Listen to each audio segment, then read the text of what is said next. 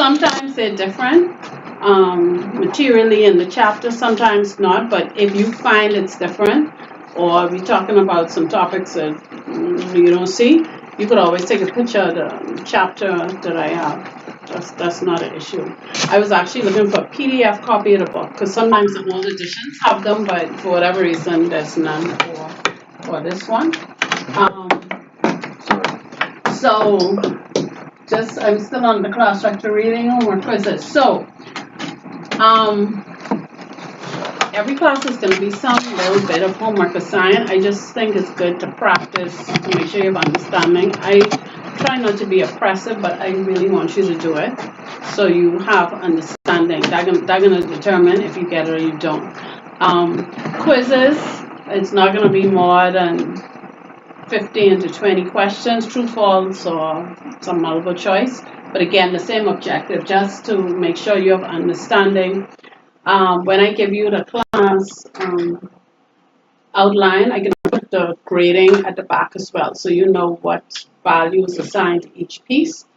I already talked about the exams, time of class. If you need any additional time, like one-on-one sitting, I know sometimes people want you to sit with them, depending. It can be done before or after class. I did this based on thinking it was going to be Saturday, but if outside of that time, then you just have to arrange it with me, because that I'd have to plan. If you're going to be absent for any reason, like I said, I'm going to try to set up a group. So if you're going to be absent, just notify. I know people spend a lot of money to do classes generally, especially more mature persons. If you're working, everyone here works, so I know. Yeah, so this ain't a waste of time. I find it's different when I teach first year people at UB in the day. They don't really, it don't matter. Parents paying. So I know when persons miss class, they really got some other stuff going on in their life. So if you have to miss it for whatever reason, work or etc., let me know. I'll forward you the information.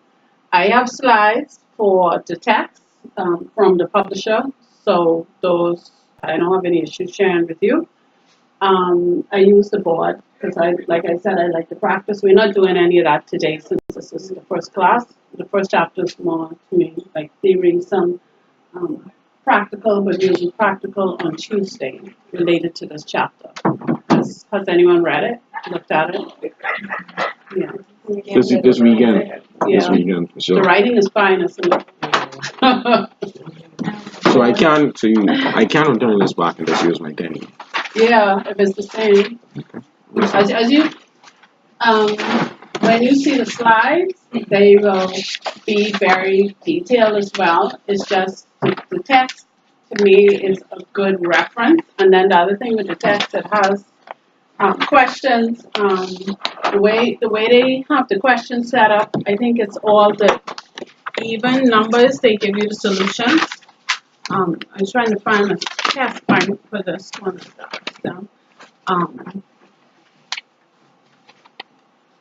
So at the back of the book in Appendix D, the self-tests and answers to even numbered exercises are provided. Now, what they do is give you the answer. They don't actually show you how you get it. So that's the part I want to make sure everyone understands.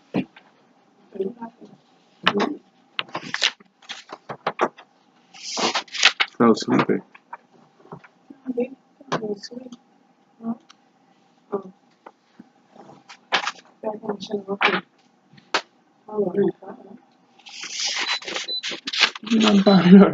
Yes. So I'm going to try and get the questions more towards the ones you could check on your own, and then we will go through in the class just to make sure everyone has understanding. So anyone has done this before, done any statistics course before? When I dropped it, yeah. Made an attempt and you dropped it. Yes. Yes. Okay. So what was the challenge? I'm curious.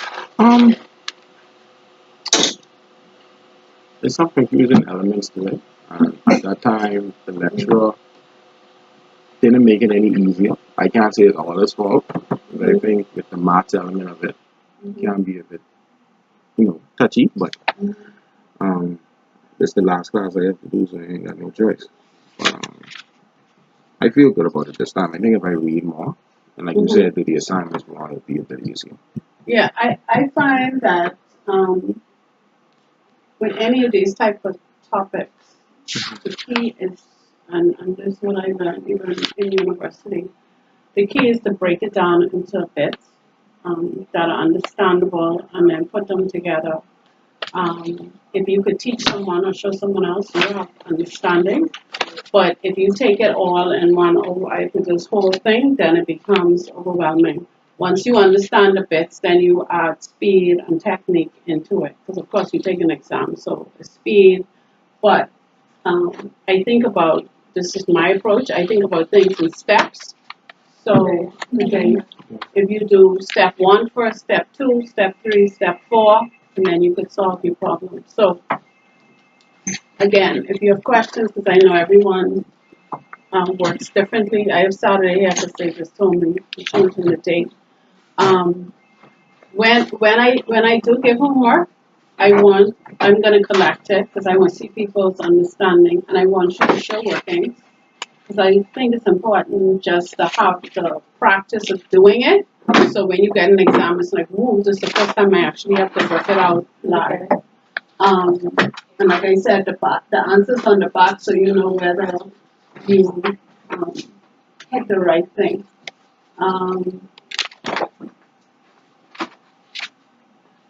I have the first one complete this with working, so state where the chapter you found the answer page paragraph. Because some of the questions in the self-test are theory questions. So I want to know you knew where to find it and really have the understanding behind it. And like I said, we're going to discuss it in class. So I don't know if there are any questions so far from anyone, any concerns or any other pieces.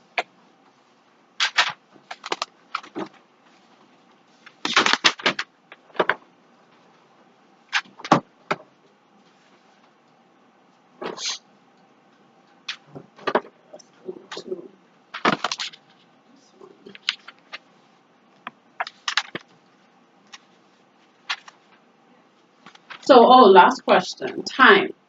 So normally these classes that last 3 hours. So what's the normal time? Because after a certain time, you bring 2 hours and a half. 2 hours and a half? Mm-hmm. No breaks. No breaks. Okay.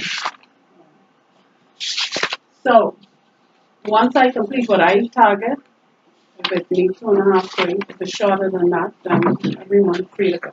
Okay. So that's my approach. I have certain things I want to cover, and that's it.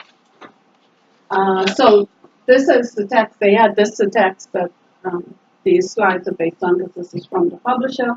So you could ignore that, but this is the text that we're using to show everyone. So this started from chapter 1. And this is basically the objectives of chapter 1, what is covered in this class. And I didn't ask everyone their name and their background because that helps me. So My name is Okoye Cooper. Okay. I work for BAF Financial. I'm an agent, also an administrator. I worked there a long time ago. Yeah, I can't stop now. I used to be the assistant of financial controller. Long time ago. That's me. That's an British American, probably. Yeah. I mean, everybody just calls me Cooper. Okay. Yeah, I still see some of the people from back then. Yeah. Trade Curtis, work for private investment banking. Okay. The address on there for RBC. Okay. Living in Rome for now. Which area you work at for Delaware? Human resources, compensation and benefits manager. Savannah, I'm not sure. Okay. That's at Fidelity. Well, I knew about Fidelity when they used to be British American. I used to work at Delta too.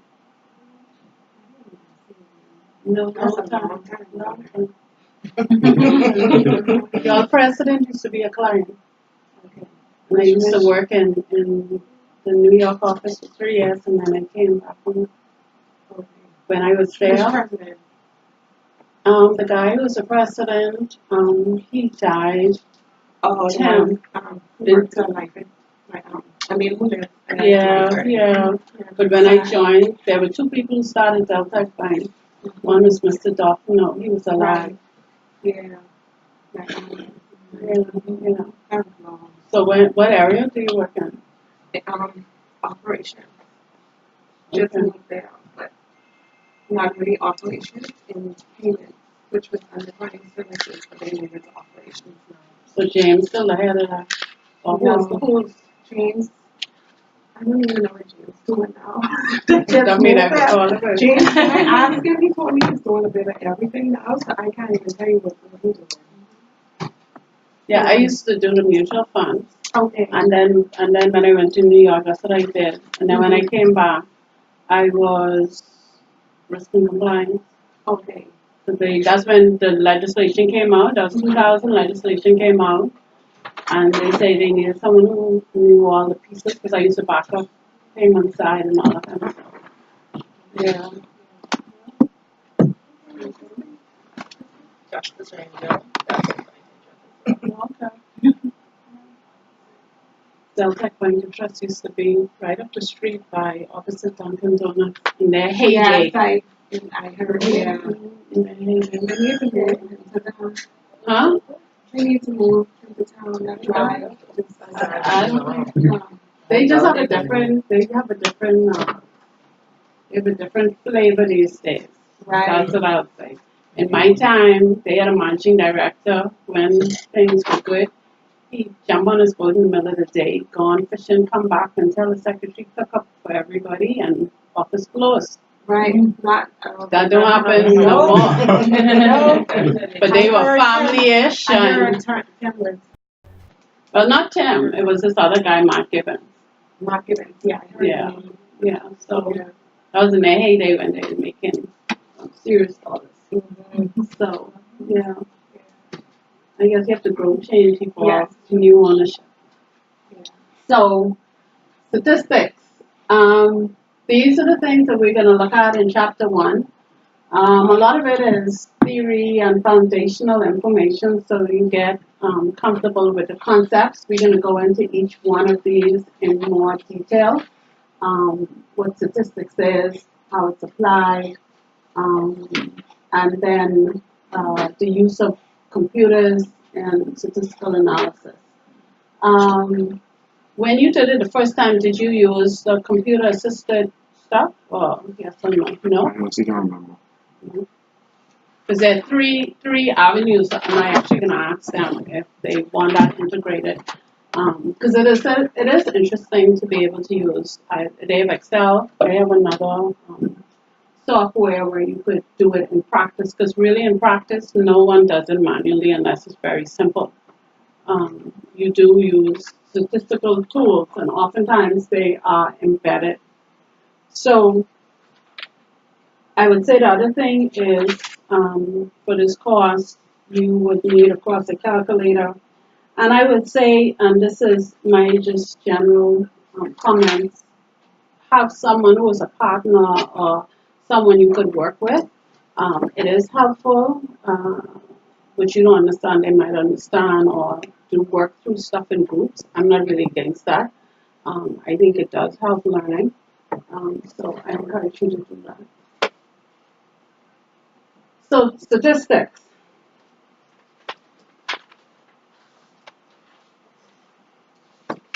So we often see the term, and this is technical terms saying averages, medians, percents, index numbers that help us understand different situations. So the ones that we are more familiar with is polls. So like in the Bahamas, you will have polls done. How many Bahamians say we should have that? How many Bahamians are voting for gaming? That's statistics, that's polling, that's finding percentages, that's statistics. Statistics is also used, all of you, sounds like, are in financial services sector, whether it's insurance or banking. So if you got a report from the central bank, they will have in their statistics GDP, how much we earn from different industries, and they will all be statistics. They're not necessarily um, every single number and every single group, but they are aggregating numbers in a particular way, basically to tell a story, and that's what statistics does. You also can refer to the art and science of just collecting, analyzing, presenting, and interpreting data. So there is a science to it, like they say, art and science, because you want to make sure that if I come behind you, I could generate that same number.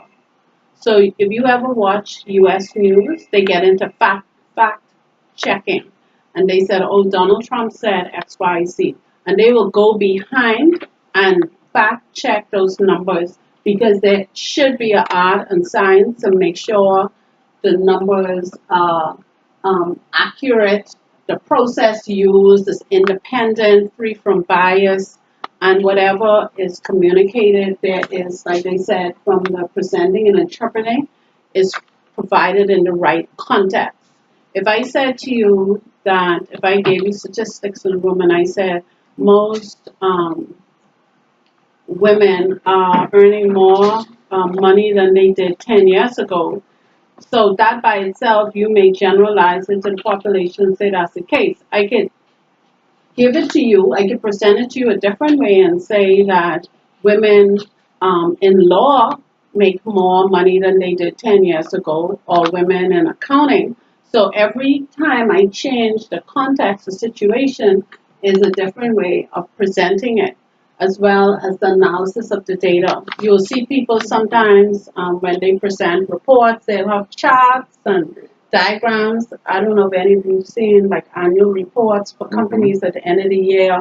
They'll have all these pie charts and they'll say this percentage is product number one, this percentage product number two. These are all people who have loans that gone bad. These are the ones that we are good loans, AAA. So it is used every day seamlessly. Sometimes people take it for granted, but it is something that uh, we use very often. So the areas you will see um, statistics in, of course, is accounting. So that's what where I have worked most of my career, in accounting firm for sure, because I used to work at Price Waterhouse. We use statistics to generate samples. So if we went into a company, we can't test every single item. So we have to use techniques to say we are going to test everything over $1 million, everything over $10 million, because we want high value. We want to make sure if something could blow up, we can hit the things that could blow up. Or if I were to audit a bank and I was worrying about compliance, KYC, I want to see all the PEPs. Who are the PEP clients? I make sure that you are doing them correctly. So I go in based on risk. Um, so definitely in accounting, economics, of course, forecasting, the future of the economy, some aspect of it. So central bank reports do this. When you get reports from international organizations, some of the rating agencies, you see the government is always following up on what Moody rating is of the Bahamas, because the Bahamas gets rated based on that rating, and they're using statistical data. They decide whether they can lend the Bahamas money and at what rate. So if you get a good rating, you could get a good rate. If you get a poor rating, then that interest you might pay might be, the rate you get might be higher because they perceive you to be slow growth, not growing in the areas that you should, or they may say the country is stagnant. So in economics is a big deal, and that's where you see a lot of people, they get into advanced statistical techniques to do their work. Of course, finance. So They mention here price earnings ratio, dividend yield, and there are much more tools above that. I think in finance, predictive models are the name of the game. Who could determine which stocks are going to move, how much they're going to move by. There's a new thing, trading on differences. Securities Commission locally is going to put out legislation on, and these are people who just trade on the difference in a price. They're not trading on the price, just what the difference can be. So that in itself, you have to use statistics, other tools to figure out, okay, what those numbers, what I'm gonna predict in the future. I'm sending you these slides, so don't feel like you have to write down all that stuff. Okay.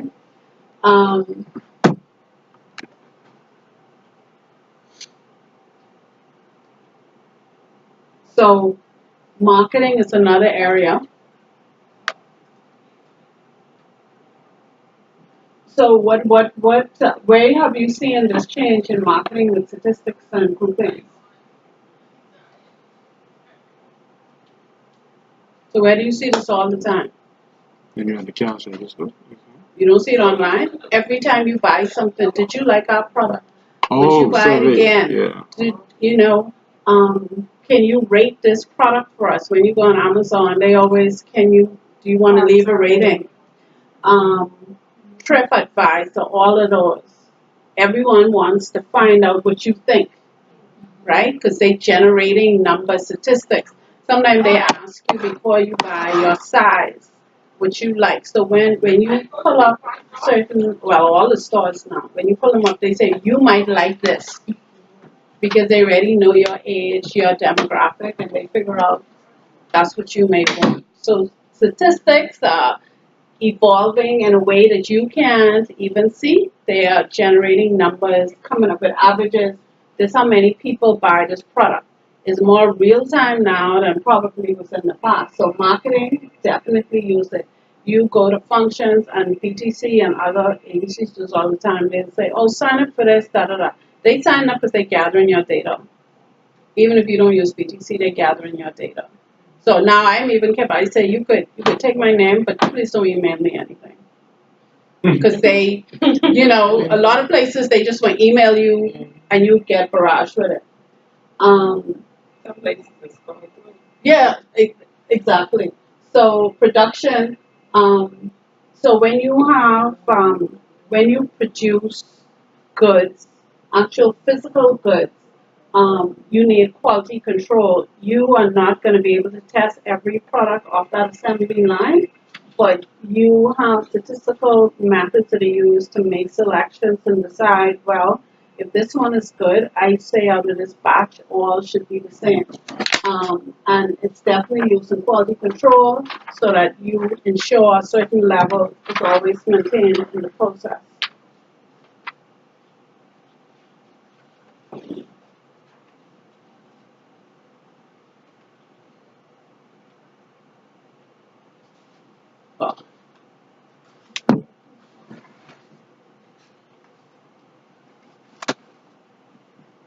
So all these terms follow your text. And this is the summary version. I call this the summary version of the chapter. So now we get into some key terms. So everything underlined is a key term. So elements. And let's go to the page where this is at. So we can follow from there. This is on page 5 on data. So the data is actually the facts that you are collecting. Data could be your date of birth. Data could be your gender. Data could be the country where you were born. Data are just the facts and figures that we're going to collect and we're going to analyze about the element that is chosen. A variable. A variable is a characteristic of interest for the element. So they give examples in your text. They have per capita GDP, their trade deficit, the Fitch outlook. So the variable that we may be interested in, that is the characteristics we are going to follow. So if I collect a whole bunch of data for everyone in this room, the characteristic I might want to find out or want to focus on is your performance in exams. So if I give you a quiz every week, and I write down your score, what I might focus on, the characteristic or the variable of interest to me, is your what results you get, A, B, or C, A, B, or C, and that is what I'm going to look at. And then the set of measurements we obtain for that element is what we observe, what our observation is. So we're going to have an actual example on the next page where you see it with a example, but we'll just go over the rest of these. A data set with n elements contains n observations, and then the total number of data values in complete data sets is the number of elements multiplied by the number of variables. Okay, so let's see how this is in actual practice, so this comes to life. So we have a company, right? And all of these are companies. They're the stock exchange, right? So if we think about the first slide, the first thing that we spoke about was the element. So the element, as they say here, is this is what we collecting data on. So if I switch this to this class, the element would be statistics class, and I'll have all your names here. See? So if I switch the elements to the islands of the Bahamas, then this will be Nassau, Freeport, Grand Bahama, Exuma, Long Island, goes straight down. Okay?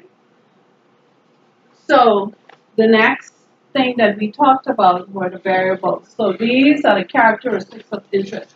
So the thing here to remember, for this company, there might be a lot of things we could talk about each one of them. We could talk about how many people work for the company. We could talk about how many women versus men. We could say what their profit is. So here is looking at annual sales, earnings per share, and the stock exchange where they're trading. Right? So these are the variables, these are characteristics that we want to focus on for them. So if I use the example for the Bahamas. Hello, good afternoon. And I said, instead this will be the Bahamas. And I put the islands of the Bahamas. I may say, we can look at tourism arrivals, stopover, dollars spent. So that might be the characteristics I want to focus on for the Bahamas. So the element names are just the constituents in a population that we're going to look at. Observation, sorry, we didn't get observation yet. The variables are just the characteristics we are going to choose to focus on, and the data set, these are the actual facts or the data we collect for each of the elements based on these characteristics. So, observation. So for this particular company, this becomes what we observe for them. We observe that they're on the stock exchange, their annual sales are 74 million, and their earnings per share 1.67. So if I go to another company, Land Care, what do I observe for them? Their the stock exchange NQ, they are the annual sales $111.40, and then earnings per share 0.33. So this is important just for you to be able to identify what these things are on this page, because when the terms start flying around, and okay, I don't know what I'm supposed to be looking at or which item this is.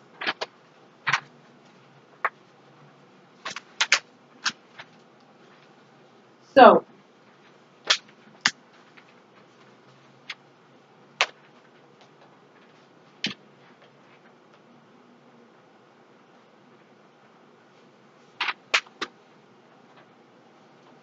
the next thing that we have to discuss, and we're going to go into each one of these in more detail. So these scales of measurement. So we have nominal, ordinal, interval, and ratio. And we're going to talk about each one of those on the slides that follow. And they determine the amount of information contained in the data. Okay? And it also indicates how the data is summarized and analyzed that are most appropriate. So let's hit the first one, nominal.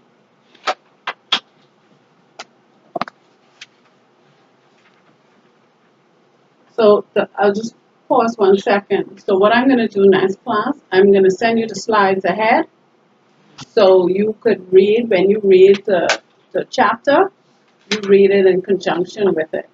Because I find it's helpful when students could go back and forth. Okay? So I'll send it for the next chapter.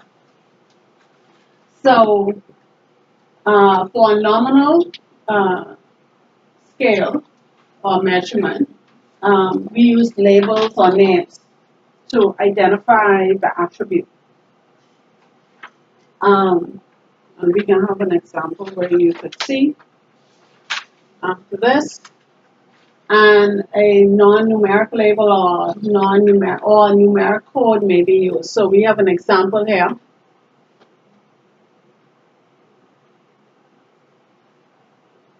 So students of the university are classified by the school in which they enroll using non-numeric, so business, humanities, education, and so on. So that's non-numeric. And then you could also use the numeric code. So you may say for the school variable, 1 is business, 2 humanities, 3 education, and so on. So for nominal way to measure, we, as I said, it could be numeric or non-numeric code.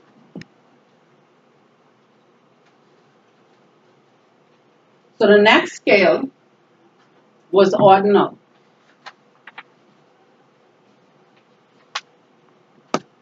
So in this type of scale, you rank the data, the properties of the data, the order or rank of the data is meaningful. So again, you go back to the question of what type of analysis is most appropriate. So with this type of data, ordinal scale is the one that is more appropriate, where you need to order or rank. So again, a non-numeric or a numeric code may be used. Yes.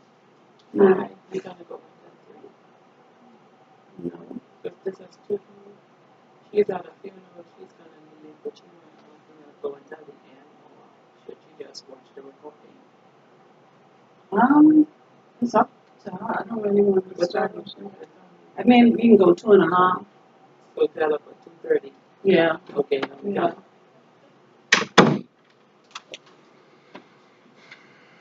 So, our example with ordinal. So, students, university are classified by their class standing using a non-numeric label. So, freshman, sophomore, junior, and senior. So, you see the difference between this and the one we had before, the nominal. So, before, we said with the nominal is business, humanities, education. So it didn't have any type of ranking, you just in a group. Whereas this one, it puts it in the order. So I know if I'm freshman, I'm first year, sophomore, second, junior, third, and senior, fourth. So with this type of measurement, ranking is important. And as well, you could use numeric code for this as well. So you could have 1, 2, 3, and so on, and not just non-numeric. So the third type of scale is ordinal. Interval. Sorry, interval. Interval. So with this type of scale, the data have properties of ordinal data, and interval between observations is expressed in terms of a fixed unit measure. So here, there's no non-numeric and numeric. This one is always numeric. And when we come to the end, for all of the 4 scales, there's a table that makes this, brings it all together.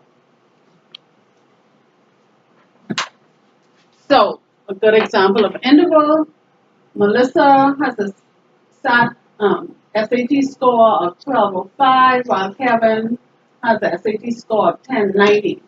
Melissa scored 115 points more than Kevin. Okay? So, for this one, like they said, we go back to the previous slide.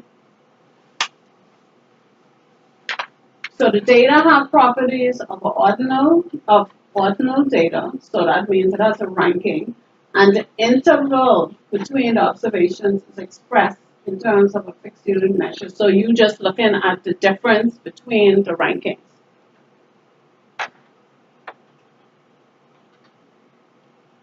So the last unit of measures ratio. And this one I think most people are familiar with. Yeah? Probably. Yeah. Mm-hmm. So the data have all the properties of interval data, and the ratio of 2 values is meaningful. So you look at things such as distance, height, weight, time, use the ratio scale. And this one, the must here is it must contain a 0 value that the scale must contain a zero value that indicates nothing exists at the 0 point. So this one, it has to have a 0 value. So we're going to look at this one, an example here.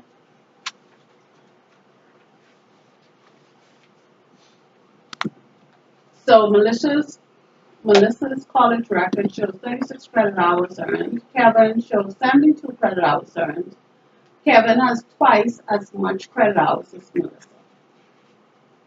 So basically, they looked at the ratio between Melissa to Kevin, 36 to 72, and determined that you have a 2-to-1 ratio, right? So this is how we'll normally see it.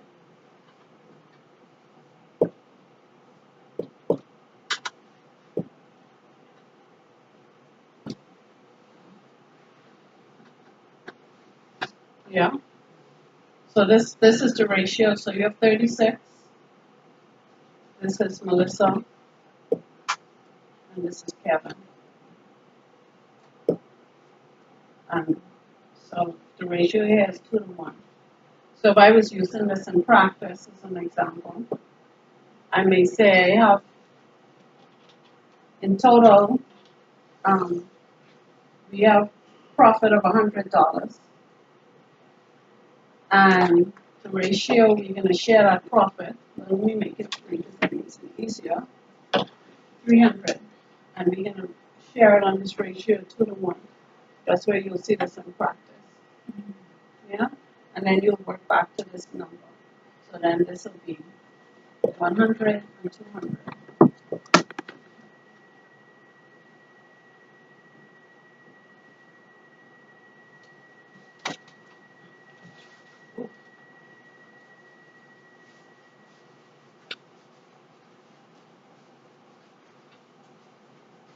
So there are four scales of measurement that you introduced to at this stage. And like I said, towards the end, there's a nice little graph chart that brings it all together.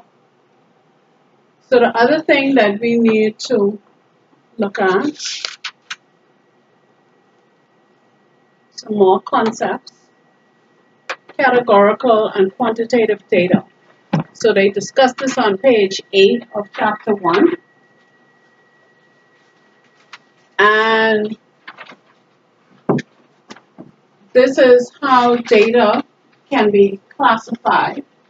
And the statistical analysis that is best, it depends on whether the data is categorical or quantitative. So categorical is, just as it says, you can put it in a category. In general, when it's quantitative, there are more alternatives with statistical analysis. So another way to look at this when they say categorical is qualitative data. Okay? So if I have data that is number-based, I can do more things with it than data that is actually based on, okay, how many people have the name Susan. And I'm still going to go back to a number than some sort of category. It just gives more alternatives. So they're just making the distinction there for us. So in more detail with the categorical data, so the labels, names used to identify each element, like I said already, often referred to as qualitative, is used either normal or ordinal scale of measurement, can be either numeric or non-numeric, appropriate statistical analysis rather limited. So where do you think you'll normally see this? Not on a feedback form, like when someone teaching you and they ask you to say, did I like this much? When they say medium, low, high. Or 1, 2, 3 based But on. see, you go into numeric. So when they say it's often referred to qualitative, was my experience amazing, awesome, awful? Good or bad. Yeah. So just like you get performance evaluations follow this principle. Is the person efficient, top performer, low performer? So it's not a number. You're given a qualitative value to it. So people generally don't like that. They like a number. I'm a 10, I'm a 7, 8, 6. But this is, that is why it's rather limited. So quantitative data, of course, they indicate how much, how many, or how much. So it's very discrete when it measures how many and continues in measuring how much. And quantitative data is always numeric. We like it because you could repeat it, you could be very precise. People like preciseness. And ordinary arithmetic operations are meaningful for this type of data. So you don't have to do anything complicated. You could get meaning. So, of course, an example like, did I like this class? 1 being high, 5 being low. I could say 1 to 5, 3 in the middle is the median scale. That is easier to measure when you sum up all of the how many 1s, how many 2s. I could come out with a number that I think on average anyone teaching should have. But if I made that qualitative, that becomes much harder to say, I like this class very much, not really, not at all, I wasn't interested. Now, if I had to sum that up and work out on average, what the feedback was, much more difficult than if I just have a number, right? So people like to have numbers because you could get more meaningful data from it. So this is where we bring it all together. So we have the data, categorical or quantitative, could be numeric, non-numeric. Then we have under numeric, it could be nominal or ordinal. So under non-numeric, it could be nominal or ordinal again. So when we have quantitative data, it's always numeric. And you could have interval or ratio. Okay, so all that we just spoke about, this table summarizes. So if I was to give you a little quiz on that, we'd all be Is that? crystal clear. Is that? So when we have the next class, I can do a little quiz on this part of it to make sure you know the difference and the must and the. You can send us today, huh? What's that? I can send you slides today. You get it some point today. All right. But see, this is where it gets complicated because you see they put it in the chart, and then if someone says, "Can categorical data have interval in it?" So, see, because you could see it right off the chart. But That's how you can ask the question. I know, on a chart like this. but you know, true and false work like that. Okay. Categorical data always involves numeric numbers, or quantitative data can only have numeric values. And so you'll be like, no, it can't be only numeric values because it's not an all or nothing. That's where people get themselves in problems.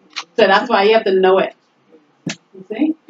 So that's why it's important to make sure you have these concepts. So we can do one or two in your test. I didn't.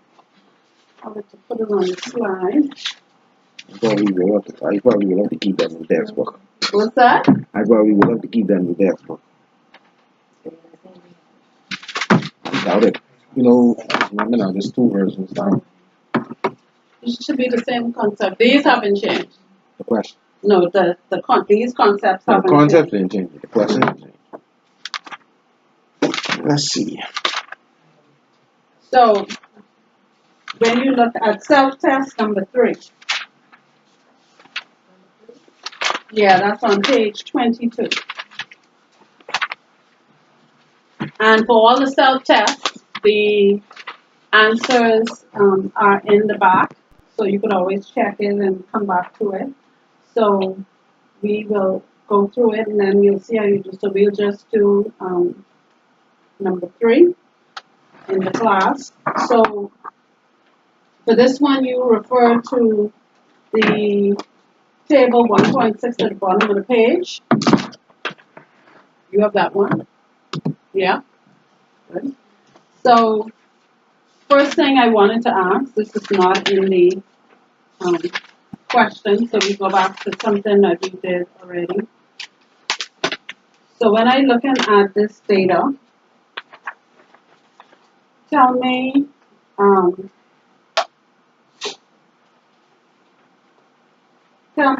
which element, tell me what are the elements in this data. It's not on the screen, actually. Name and property. Got a properties for that?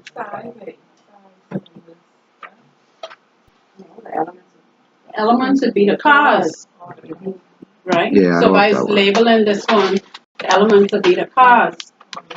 What would be the variable characteristic? The size, the lenders, the city.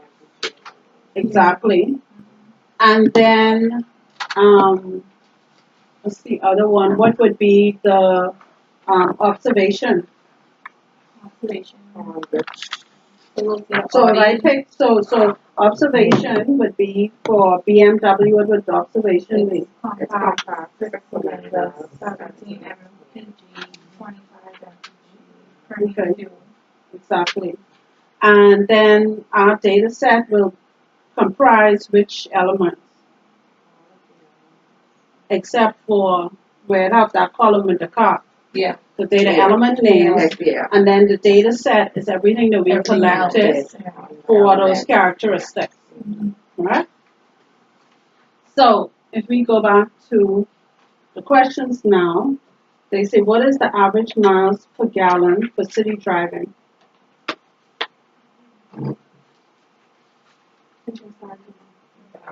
Divided by the number of elements. Okay. So 1 to 4 is the homework for the day. So you'll go and come back and you'll see how that added up and Self-test one, no? yeah. Self-test was the book. Hey, I'm keeping that one, man. Yeah. You get it? I can put it on the board. No. Oh, I used to your name again. This is one. Justice. Alright. I like that.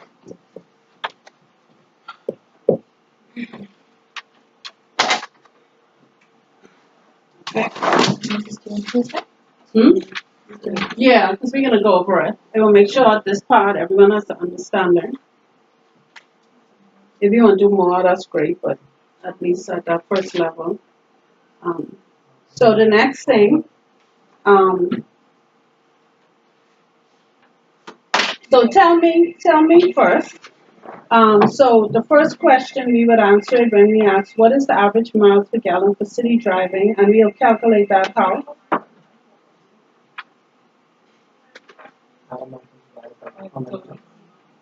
So we would have, so we take all the number of, the miles per gallon, and we divide it by how many types of vehicles. So if we add all those divided by 10, that'll give us the average. And they said on average, how much higher is the miles per gallon compared to the city driving? So we work it out for highway, and we work out the average for city, and then we determine which is higher. Okay? And then you should come up with the value. So, what percentage of the cars have 4-cylinder engines? So how would we work that out? So we found all the ones that have 4 cylinders first. Mm-hmm. Divided by the ones that don't. Divided by No, all. divided by all. And then multiply. Yeah, because what you're saying, when they ask you the question, what percentage of the cars have 4-cylinder? So you're looking at the total, and then you say, I'm taking a subset of that total and saying how much that represents of the whole. Okay. And then what percentage of cars use regular fuel?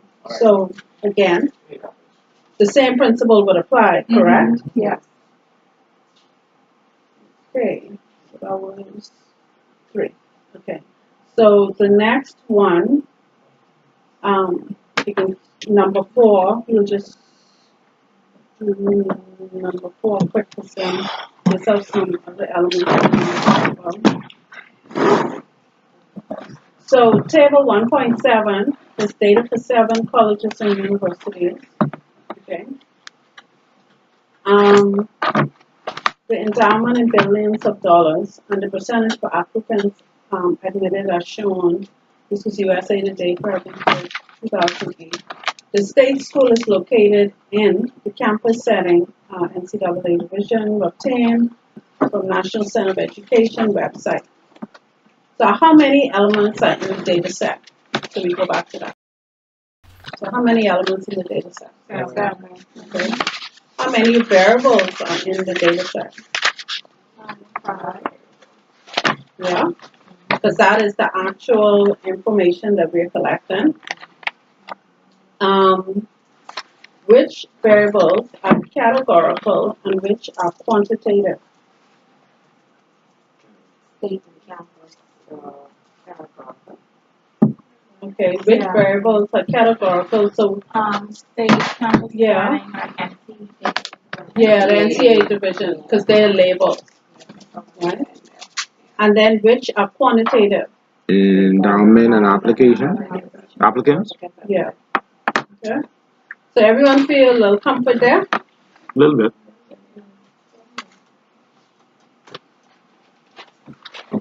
Let's see.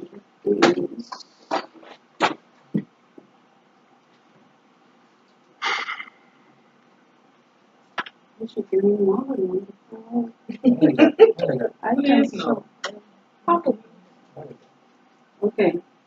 What I'll say is change it to 10. 1 to 10. Yeah. But then more just some practice. 1 to 10. Yeah, 1 to 10. On the self-test. Sorry, the self-test? Yeah. Yeah.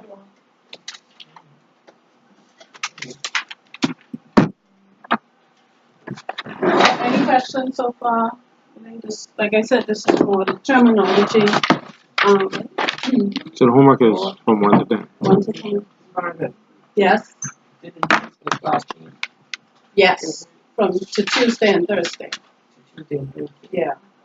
In the evening. Yeah. So that's above me. I think there was a conflict with some other classes. Yeah. The homework you want to type out or written is fine. How do you want to do it?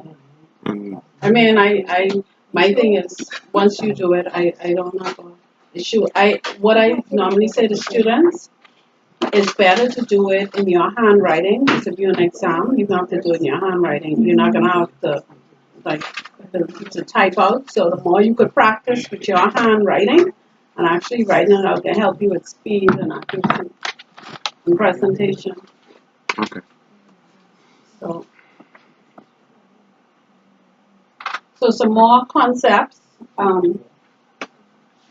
from chapter 1. So cross-sectional data, and this continuing from page 8, and time series data.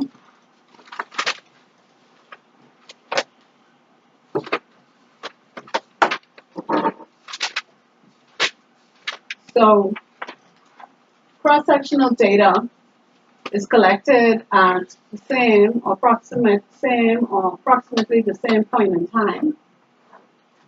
So here, data detailing number of building permits issued February 2010 in each of the counties of Ohio.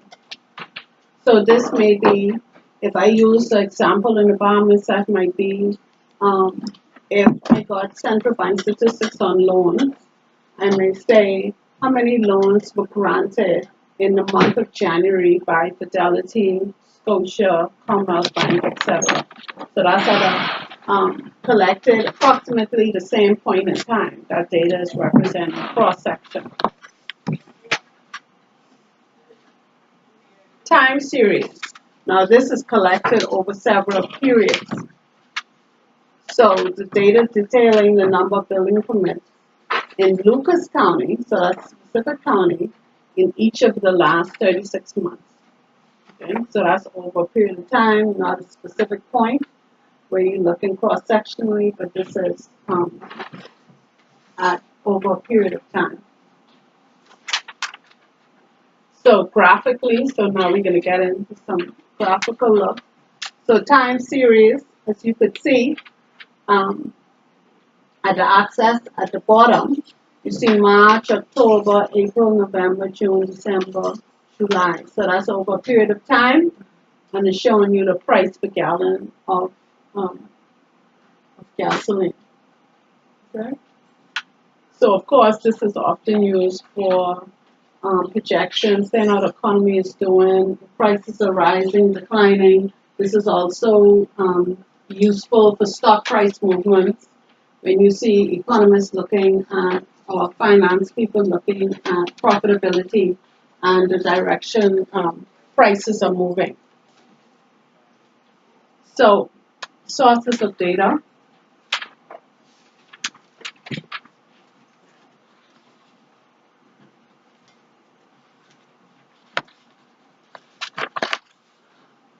So first source is a company itself. They may have data internally. There might be a service, like in the US, they have a lot of data services like Dow Jones, your Reuters, your Bloomberg. All these agencies produce mass data. They collect data, they give it to you in different forms, but they collect data.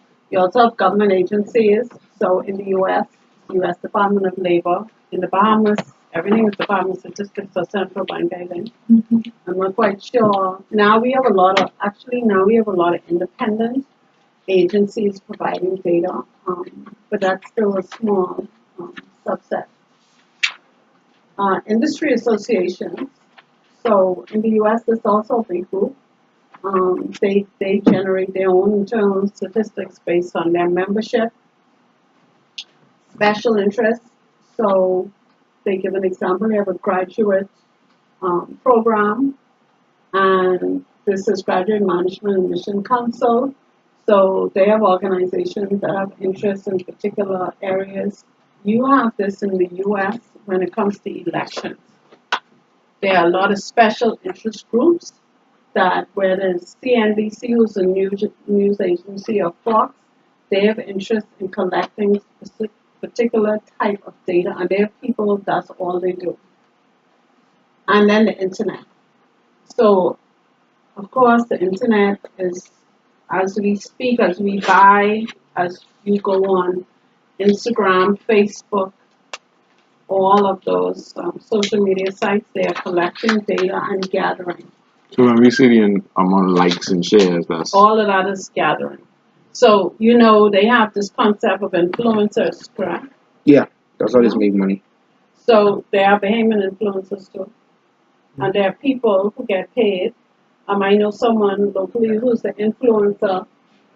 Because she has so many, I was talking to someone at Hands for Hunger actually, and they have a social media strategy.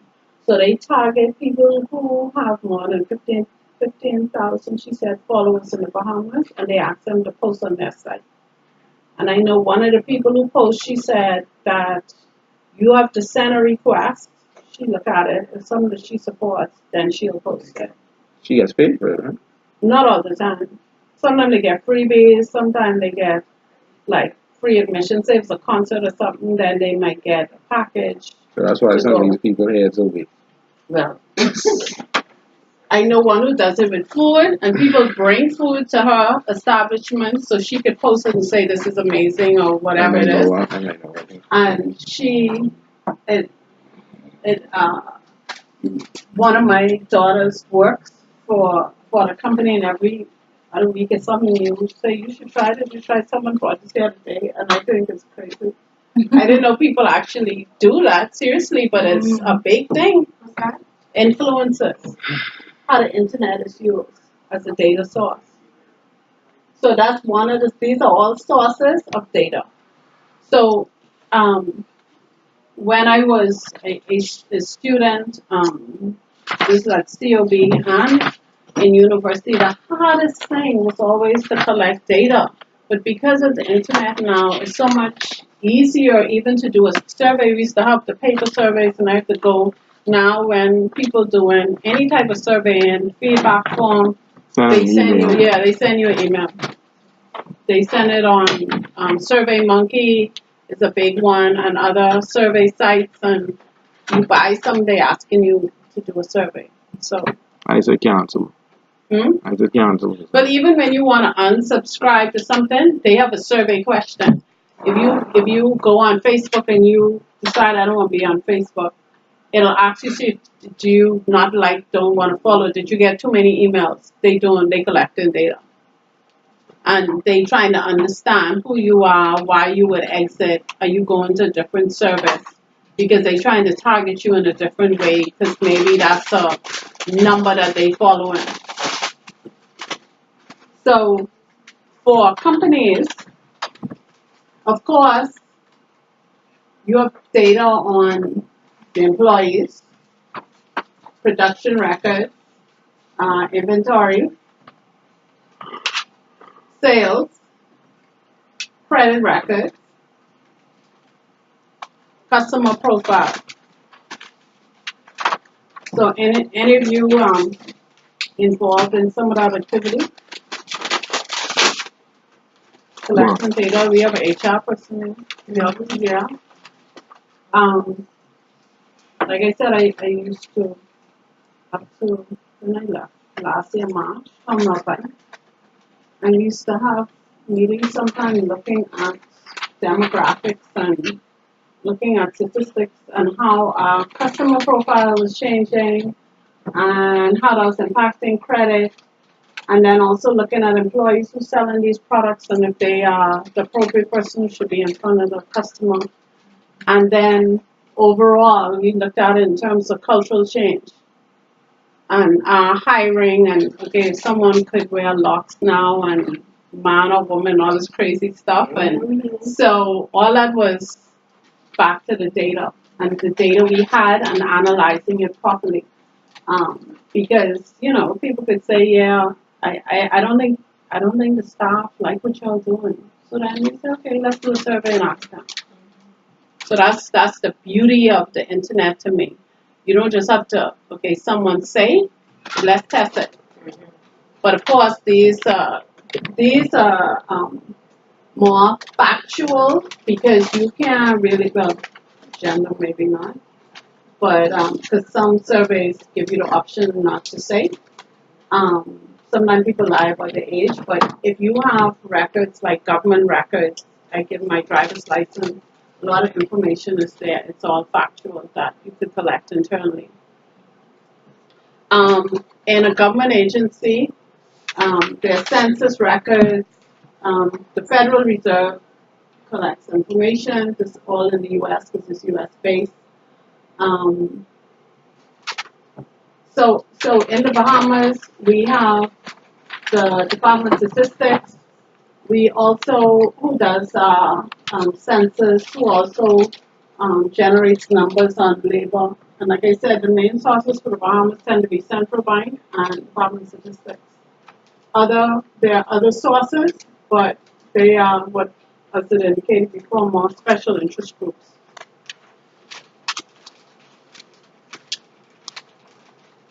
So sometimes we do have experimental studies.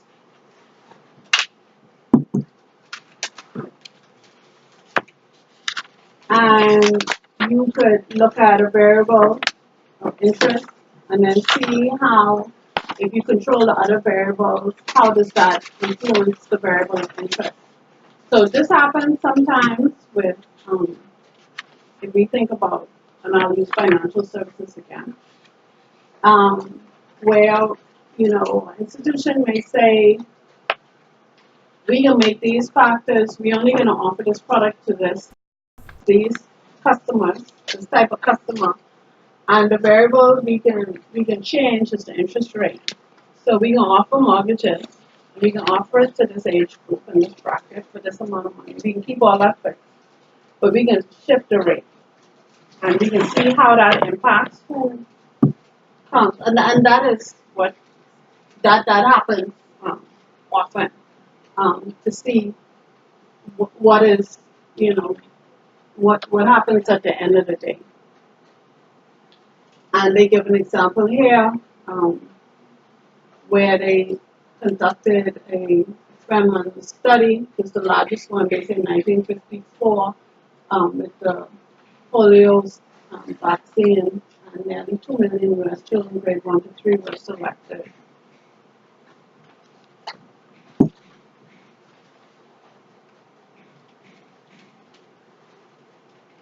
So you could also have observational studies, so these are not experimental. And like they say, a survey is a good example. And again, attempt is made to control one of the variables of interest or influence. And they looked at smokers, non-smokers, to determine or control who will smoke and who will not smoke. So of course, this is big business if you are in business. There's some things you want to know about your client base. How are they price sensitive? I remember being in a meeting at work and they were saying, you know, Scotia dropping this rate when they first started doing that. We ain't doing that. We don't think Bahama's price sensitive. And they sure were. And they started moving their money And then we realized some other variables were impacted, that when someone has a house and they have a mortgage, if they move their mortgage, they can move all their loans with their mortgage. But if they move a car loan, they're not moving the mortgage. So when Scotia did it, it was a very good strategy, because all those people who move their mortgage, they move all their loans with the mortgage. And that kicked a lot of people, but not having, because they took all the AAA customers, because then they could be selective. So that's where these studies, businesses like to do their own study. They actually hire people to do, in the US, that's a business by itself. Research groups do it on behalf of companies because it is beneficial to them. So that's where you get into people selling data. Good afternoon. Sorry, So some of the considerations when you actually get data, they say the time requirement, sometimes it could be time consuming. So of course, because of the internet, this could cut down on some of that.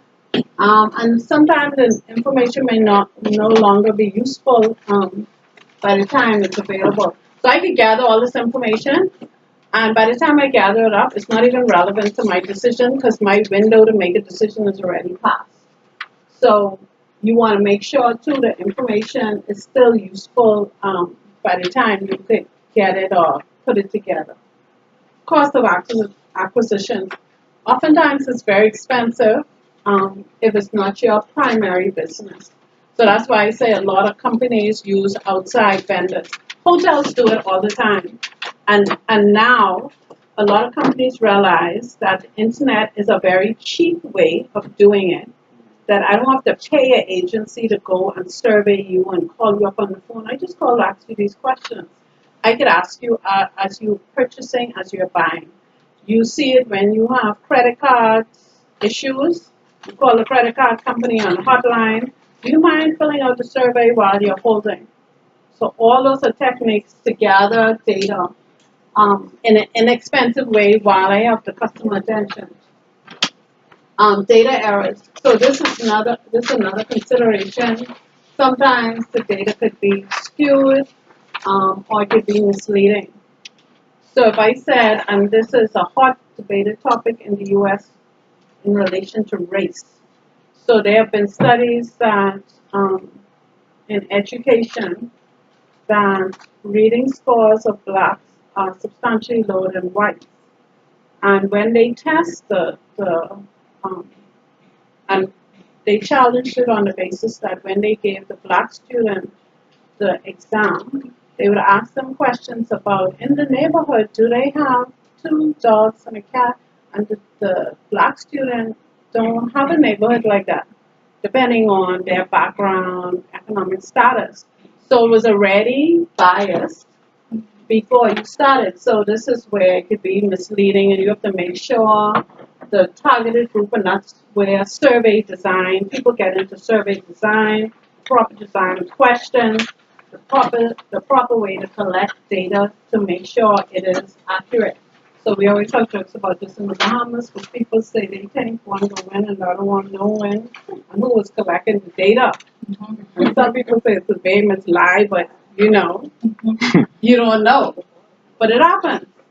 Because all those, I was talking to someone, this is the last election or the one before, who, I don't know if to say they work, because they weren't getting paid for the PLP. And I was so amazed the amount of statistics that go into it. They had a database, and they could say, if you go to vote, where you live, on which street, and based on their conversations they had with you, and they send out the teams, they bring back this data to head office. Where do they feel you strong, or you're not going to support, or what have you? It just, but but they did that. They have a whole science to it, and they said that, I don't know what the results were in this last election, but the one before, certain constituencies, they were able to predict the win. And they knew that when a certain amount of people didn't come to the polls, who were the ones, I think in this last election, they knew it was going to be a loss. because they know they needed to have a certain number actually turn out that day. And as the people they were putting in the data, they knew there's no way they could have won. And it just was incredible, like they just live going on. And this is, I mean, we are in the middle of it. So statistics again, so we have descriptive statistics. This is where you have information, newspapers, magazines, publications, and they present the information in a form easy to understand. So we are familiar with this, of course. When you have, especially in fashion magazines and what is popular or what is not popular, they provide statistics on that. And they summarize data, and it may be tabular, graphical, numeric, and these are referred to as descriptive statistics. So the summaries of data. So we have an example here. So we have Hudson Auto Repair.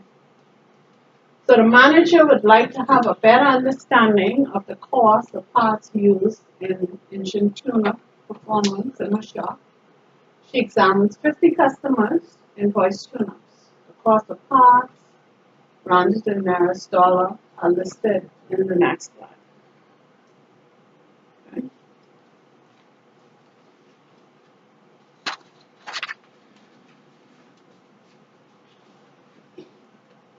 So, when we look at that data, by itself, does it mean anything to us? Not at all. Probably not. Just a bunch of numbers, right?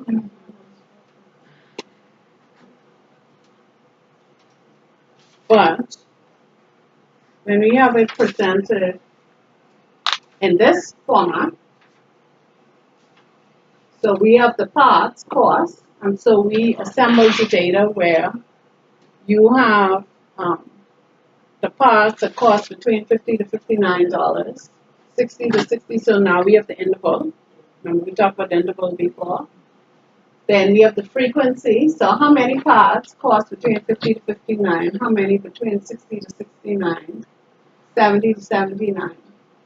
And already from that just presentation, you are reporting, you have a better understanding of that data. Okay? So this is a tabular summary, and it gives you a better understanding of the data that you have in front of you. So this will be similar if I walked in here with a big binder and say, these all are loan customers who are delinquent. I mean, it's nothing, probably. In total, I just have a whole bunch of names and stuff. But if I put the customers there by, if I put it by loan officer, and I put balances, how many of them have delinquent balances? 5, 10, this one have 20, this one, I could get one type of information. If I have delinquent balances and I put on the first column and I say balances between 0 to 1,000, 1,001 to 5,000, and I see how many loans fall into that category, then I have understanding of what I'm looking at in terms of delinquency. Or I could change it to days. How many is 0 to 30 days? 31 to 9 to 60, 60 to 90, over 120. Then I could see how serious my book is. So we're using this all the time. But it's now you see why data is presented in certain ways so that it could tell us a story. And now we have the percentage. So we have 4%, that's in that category, 26%, at the bottom 10%.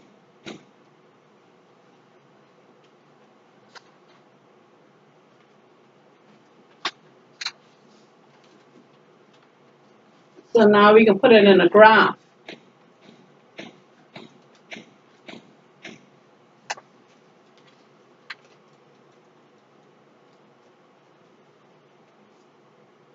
So this is a different way of presenting it. So if you looked at both, what would be more meaningful to you, percent or graph?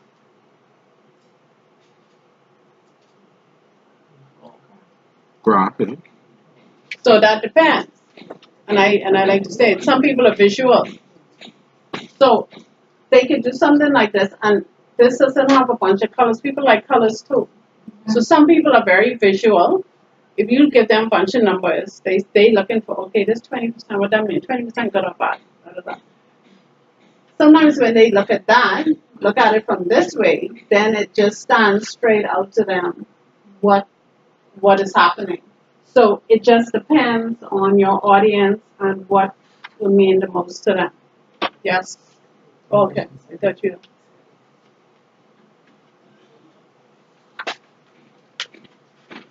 So numerical descriptive analysis. So the most common one we have is the average or the mean. So everyone is familiar with that?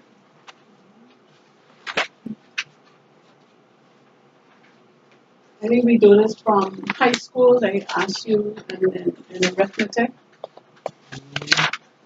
So what it's telling us is a measure of central tendency and central location of the data for a variable. So when we take the average, it's telling us more where our midpoint is. Like overall, most people fall around this number if it's the average. So if we did this, we said Hudson's average cost of parts based on the 50 tune-up study is 79, found by summing the 50 cost values, then dividing them by 50. So we did that in the exercise we had where we had to calculate the averages. Now, what could be some of the limitations of this?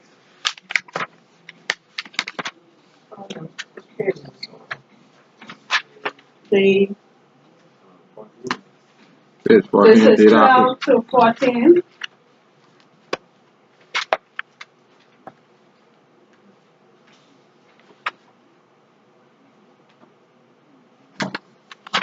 They don't say it up front. They don't speak about it in particular. This is what the slides do is highlight particular points that you need to be aware of. Because notice in your question you had to do the average and you had to look at the differences between average and different groups when you had the data percentage. So this is just going into more detail on the slides on some of the concepts. So what would be a limitation of the average, this particular type of descriptive statistic? What if you have outliers? So all my numbers fall within, say most of my numbers on average were between $20 to $30, but I had an item in there that was 1,000. That'll throw off my average. So later on in our study of statistics, then we deal with those particular issues when you have wide distribution, because sometimes they make using methods like this not as good, because it's not giving you reliable information as this is the average.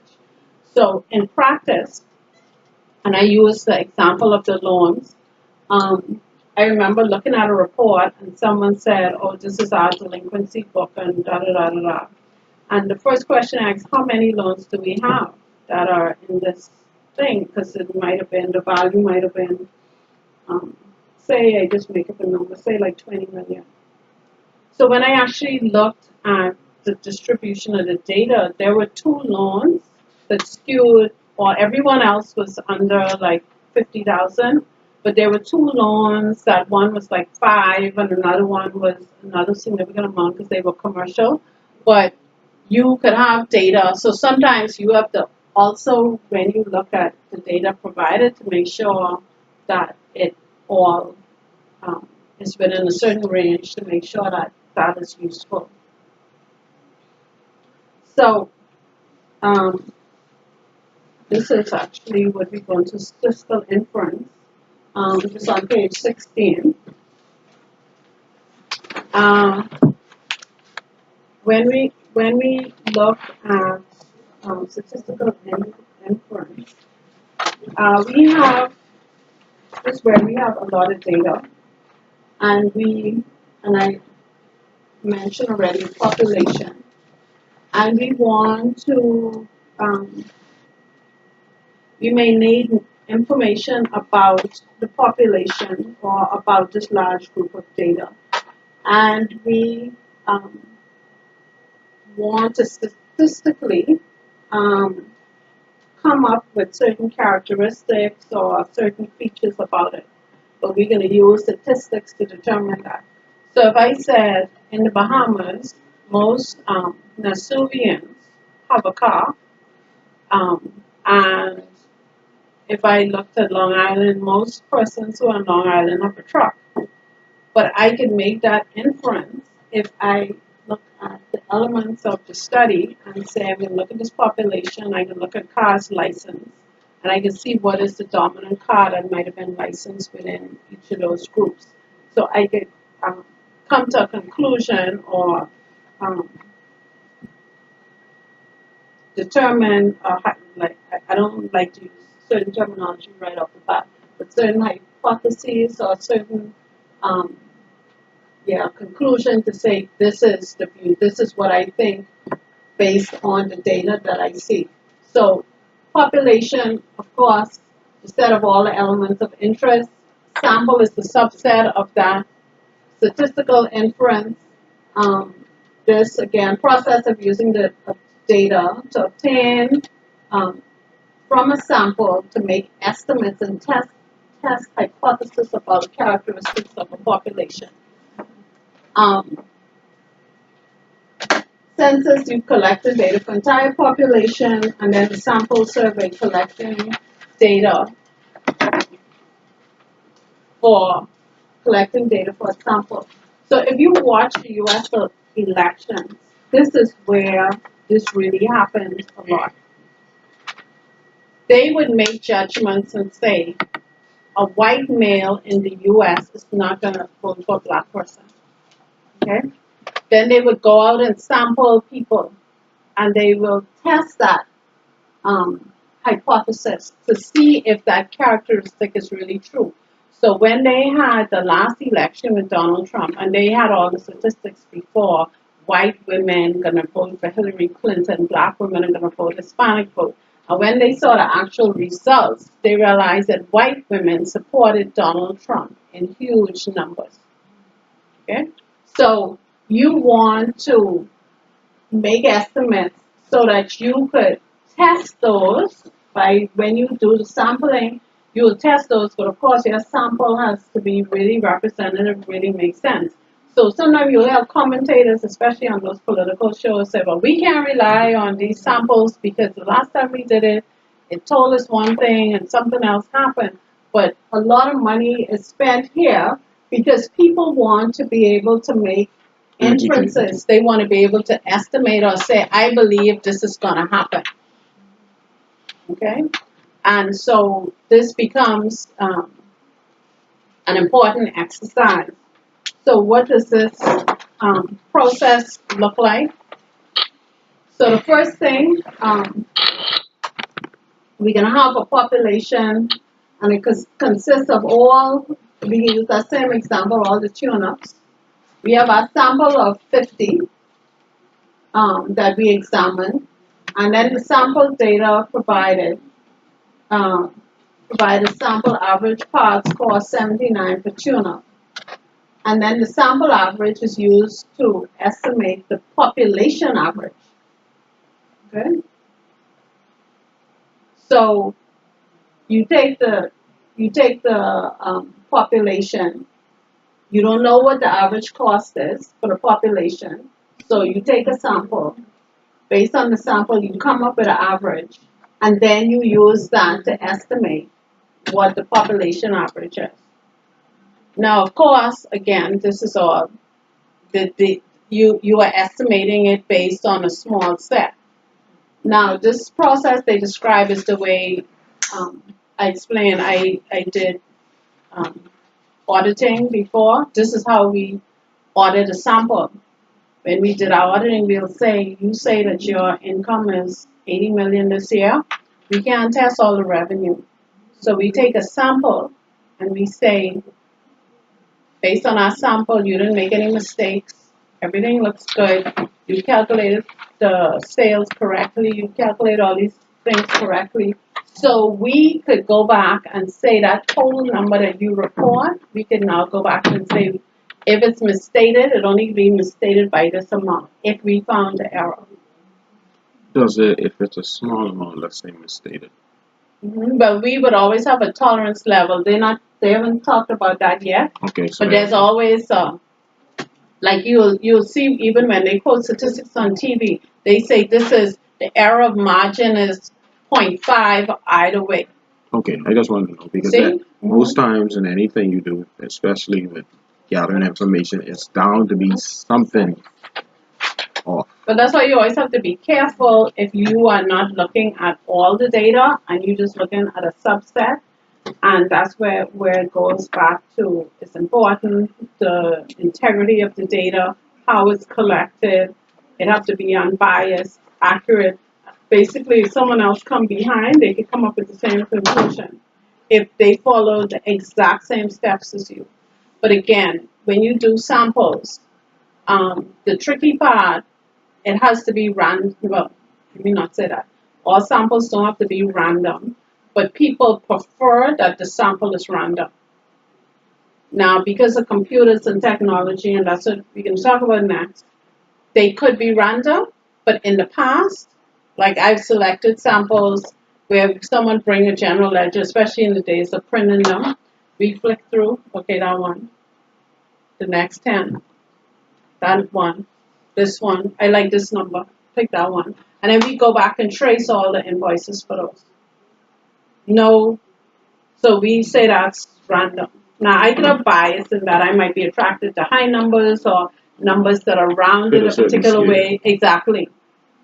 So it does always have room for some sort of error. So computers. So of course, there's software. We could do all this computation because there's so much data. And that was the question I had for you already, and I have to verify with them before I go make that leap with all of you. But they do have exercises in this text that use computer, data files. And I think it'd be kind of cool to use it. I don't know how people feel about it. How comfortable are people with Excel? In class, everyone? Yeah. Everyone comfortable with Excel? Do they need an Excel course before? I mean, I love Word, but I could make my way to Excel. Okay. So I'll find that out, and if that is part of it, I'll look at it to see how intense or not intense it is.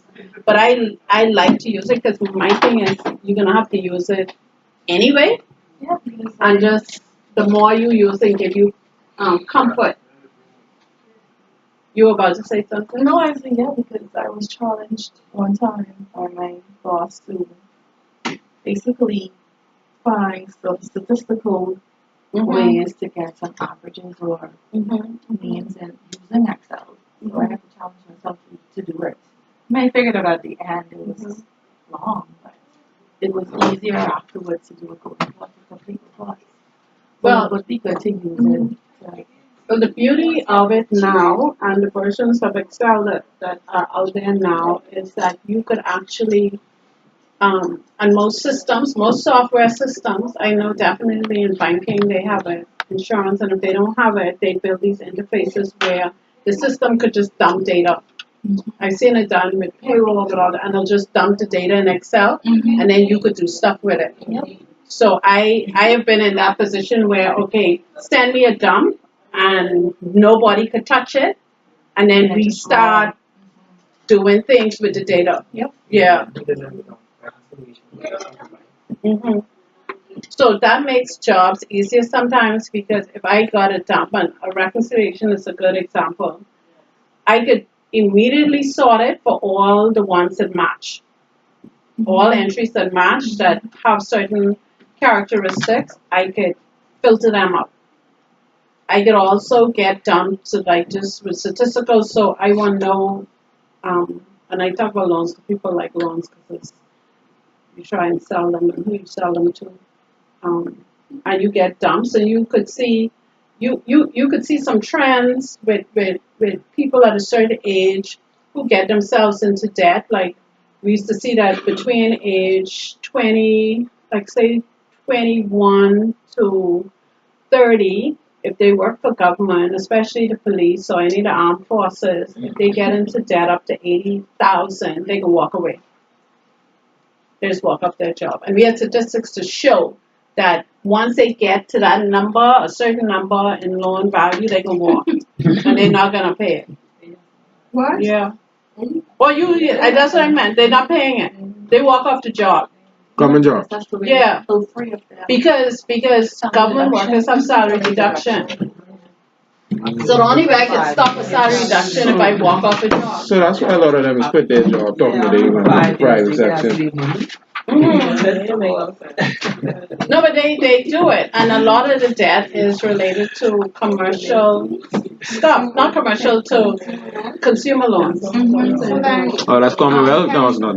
All of the them. bank cannot come after them once they walk off the job?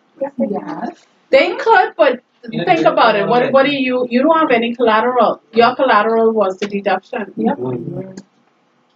So haven't they changed in terms of how they lend out to government workers now? Because of I that. don't find that I think they've changed their risk appetite to say, and that's why I said the statistics important. Because if I look at the statistics and I say, when you come close to this debt service ratio where more than 60% of your salary is debt, as you get close to a certain number, so in banks, they'll have a tolerance or risk appetite. We say, if you go over 30, 40%, you got to come to a higher person to approve this loan. Because then they can adjudicate it in a different way and say, okay, we need to hold something, or I need to understand your history with us, or why this was done. And you'll have policy around that. Now, if someone only have like 10% of debt that is known, let me add that. Yes. Let me add that. Because that's why we have a credit bureau coming. Because credit bureau can be this data. So credit bureau can bring to the Bahamas what they have in the U.S. with that credit number, credit score. So once they see that number and they get the statistics on you, do you pay on time? Do you pay before time? Do you pay in full? When you pay, do you pay the minimum? Then they could rate you and see what kind of borrower you are. If you are a good borrower, then you could get lower interest rate loans, more money available to you. If And that's you what are the US poor. is doing with their credit score. Like how she said. Yeah. Yeah, so that's why So why we the have banks lend these persons money? deduction. See, when you got a government job, Their it's salary easier is to only collect. so much. Yeah, but what I've also seen too is that sometimes you actually have places of employment that actually implement that an employee's deduction cannot exceed a certain percentage. Well, that's of what the their government salary. did. I think when Yeah. Cuban Ingram was in power, there were a lot of people who, by the time they got their pay, was 1 cent left, 5 cents left. And because you had the banks, then you have the furniture companies, then you have all these other people lending.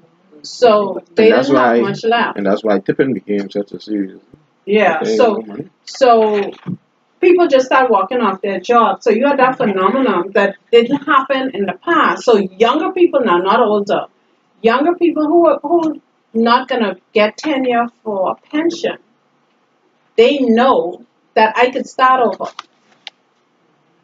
But you gave me money for travel for this and that. I could start over. It's not my car or something that I need for a thing. So it goes away. But like I'm gonna find out about this, if this is generally used, and I'm gonna look at the Excel and see how that works and then decide if we will implement it. I think it makes it interesting when you can use those things. So data warehousing. So this is another concept where organizations, they just collect in large amounts of data. And they do it, I think someone said already, point of sale, touch screen, barcode scanners, all this stuff they collect in data. They estimate Walmart is capturing 20, 30 million transactions a day. Visa processes 6,800 payments per second. Per second? Per second.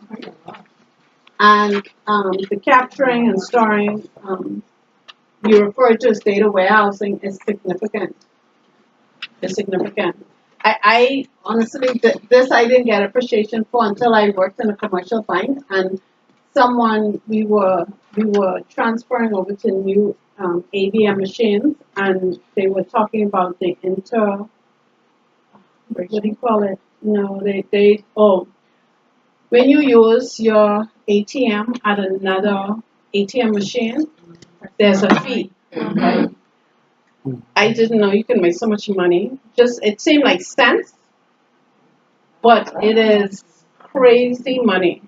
So that's why a lot of banks trying to move you to a machine, because the currency, when you use it overseas, fees attached to all those little transactions, but that's how many a second. So when you think debit, credit, touching with your phone, all of that, they're generating those type of fees, but it's also capturing data that is important to be aware of. And it's brought this new thing, and this is talked about in a lot of circles that I've been in recently, data mining, and how we capitalize on the data that we are collecting.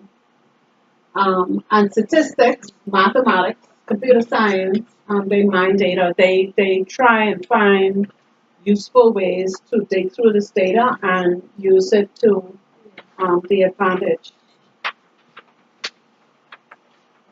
So they say here, they talk about one of the effective systems that are used, and they discover relationships in data and predict future outcomes. So that's like when you go on Netflix and they say, you might like this movie, because they've already been monitoring the movies you watch by with how many hours you focus on certain types of things, and then they come back, and then when you come on again, they say you might like this. Recommended. Yeah, so same thing, Amazon does it. Yeah. We saw that you purchased this. We thought you might be interested in this. You put your age in these things as well, so they're able to target you, for Mother's Day, this and that. Like, I didn't know for one of them because you had to put age in. So when it was around the time of my birthday, so all these things are Aries shirts, Aries. I was like, what? Yeah. And I said, oh, that's what they do. They're trying to reach you, man. So it happens all the time, and people are selling the data now because they realize they could target you in that way. So data mining is big business. So some of the major applications, of course, where you have consumer-focused retail, financial communications, and communications being TV, radio, social media. So anywhere where there are communications, they are data mining. And they were trying to just identify products, consumers, what you already bought, what you're likely to purchase. So that's where you get into this pop-ups. So, they're pop-up stores and they're pop-ups. So all these concepts are interrelated because they get a feel for what people like. They could see where the population is moving, and they could generate attention for their products. And then it's also used for discounts. So I was reading this, I can't remember if it was an article or I saw a documentary with it for certain big department stores, that when you walk in, they know, I can't remember how they are able to identify their customers. If when you walk through the door, it scans or does something. I know in China they do a lot of facial recognition, but based on who you are and how often you come, they could target you to give you discounts. Like, you don't know, well, I'm just lucky today. No, they know you are a customer that's always coming in, so they know how to identify who they're going to send discount offers, target you for sales. Well, you might be interested in this too. You bought this, so you'll need these 4 things to go along with it. And we have a special today, right? So, Some of them is use cards, right? CVS, most of them use for a CVS card. And yes. there's like 70 stuff on my phone. There's like, oh, well, you receive this reward. So that's what I was saying to Something the like class before. There's some places I go and they want to, oh, you're a frequent customer. Do you have a card with us, or do we have your email address? And I said no, because I know I'm gonna get all kinds of mail every time. So when you get discounts, I know. I was away last couple of days to graduation away, and I bought some on Sephora, and the first thing the lady said, "Oh, do you have an account? Do you have points with Sephora?" So it's a young lady's like adopted daughter. What's up? What's your number? Because I know her is there. I say I put the points on there. I don't want them to send me anything, but that's what they're doing. So some things that we need to be able to be effective in data mining is a method. So multiple regression, logistics regression, and correlation I haven't heavily used. They also use artificial intelligence and machine learning. And significant investment in time and money is also required. So when I was in university in Canada, and that was a long time ago, we actually, for some of our papers, had to do regression analysis. And I was totally, and I was like, well, why are we doing this? And now you see that this is something relevant. But artificial intelligence, of course, that's the Siri and the Alexa, and they learning you as you spend time with them. They know your voice. They know what you like. They know what time you go to bed. So they are machine learning you when you get these tools, and they know you're gonna eat certain things at a certain time. And tell me my favorite music, and they could tell you because they learning you in particular. So that's where it has evolved. What's on your live when you see food? Yeah, no, I was in a restaurant and this man was right here at fish fry, and this tourist was telling the phone, he said, take a selfie, like take a selfie, Siri. And I was like, okay, do you need to tell Siri to do that? Some people does extra. So I was like, wow. Alright, so we almost to the end here, just 3 more slides, and like I said, this part is more the foundation, and then we get into some big numbers after this. So the main things in terms of reliability, you want to have something that works well. We're going to have an enormous amount of data that's available, and we need to make sure it's valid, and that we don't get into problems with misleading associations or conclusions that appear to exist.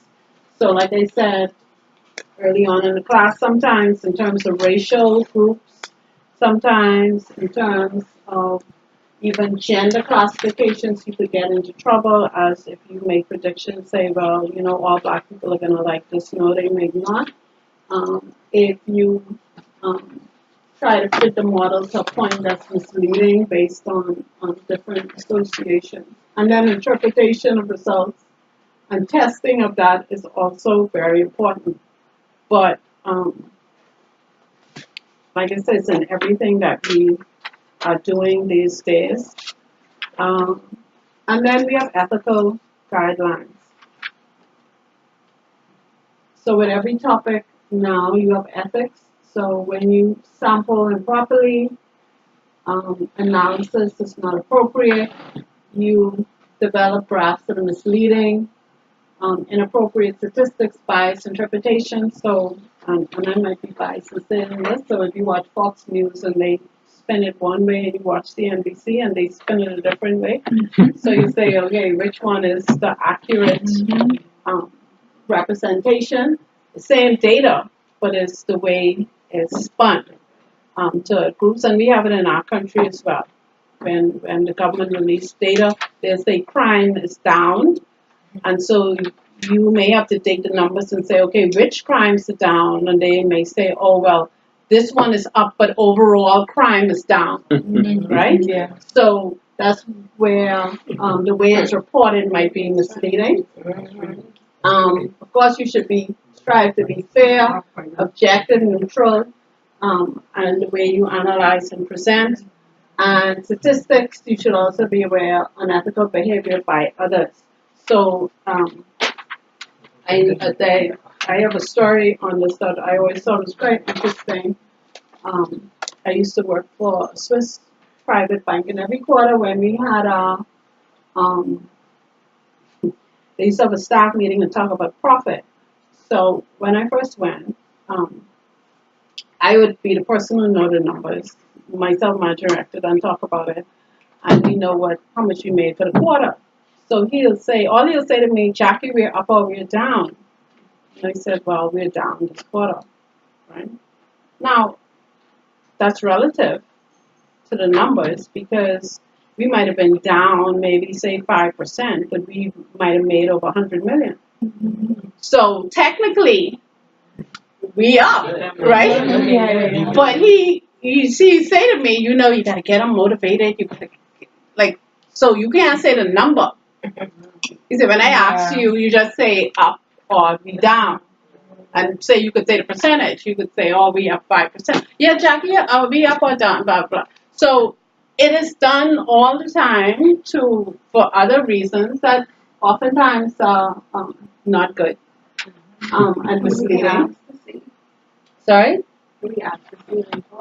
No, but see, that's internal. So they wouldn't provide it to staff in that manner. And of course, this is built on trust. This person would not mislead us. They're going to tell us. And actually, factually, it is correct. We are down. You just didn't ask me by how much. Yeah. And you didn't ask me how does. No, because, in our culture, in our society, and that's why I say they know how to manipulate it. They know most famous not going to ask that question. They're not going to ask. They might be the one or two person here or there, but they're going to come afterward and say, we made money. Yeah. So that's because they don't want to do it in that form because a lot of people are conscious and they don't want to sound crazy or stupid. Like I should know or something like that, but it happens. It happens all the time. And so you have guidelines for statistical practice. This is our last slide. So in the US, they have all these groups that protect the public. These codes and guidelines to protect the use of statistic reports or statistical information. I don't think we are that involved in the Bahamas. I think most persons who do it have their own ethical code based on where they work or their background. I have an ethical code based on my profession, and you should, be independent, carry out your work with professionalism, integrity. So, but in the U.S., they take this stuff very serious because people are using this to recruit. In the U.S., they have things like affirmative action. They use statistics to report how diverse their employment pool is. So it's big money on the line when you look at these statistics and information.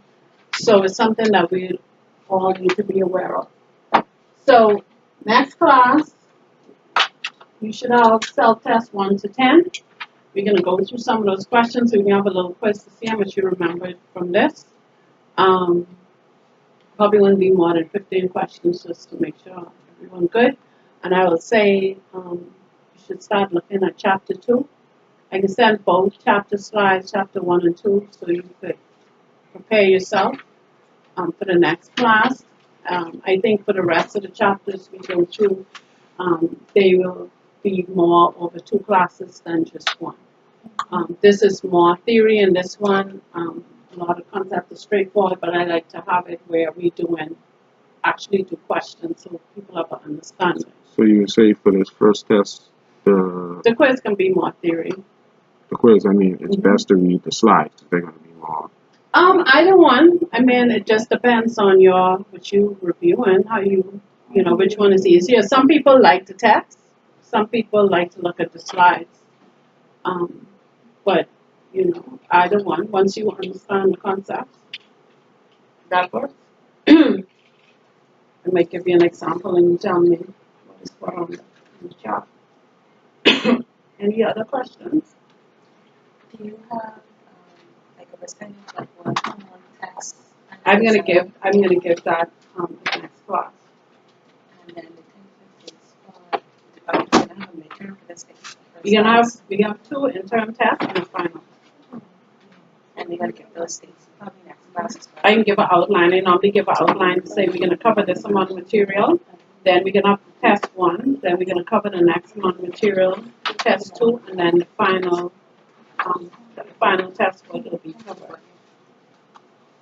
Because I want people as they go along to have the understanding. So this pop quiz that's coming up, would this be heavily graded or would it No, just be I want you to use the quiz to make sure you have understanding. I count quizzes as participation. So once you complete quiz and you complete homework, it's participation in the class.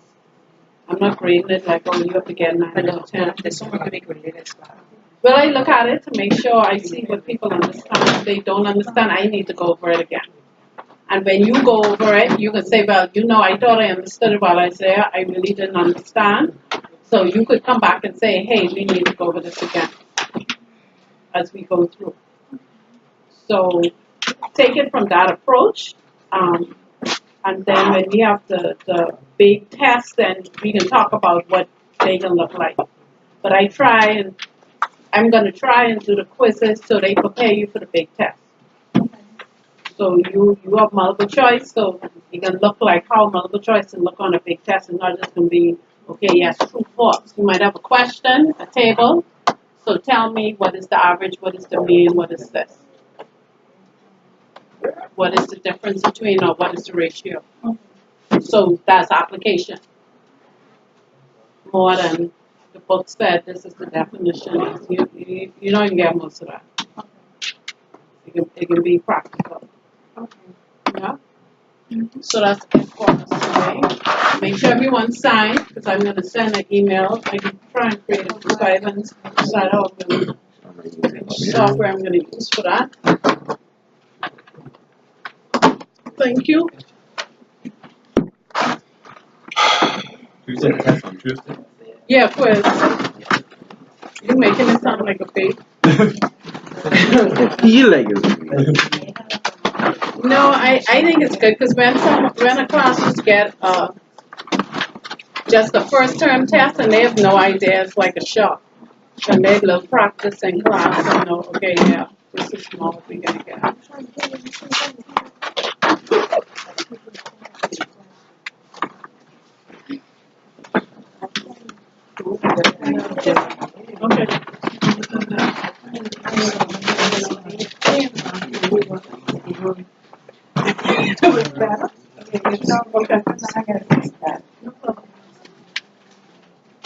I would change the class, slides, and then send it to them.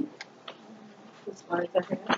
So, next class I can have the outline to give what we're gonna cover. And then when we get into, like I said before, once we can have time for theory and do some on the board to make sure everyone has understanding.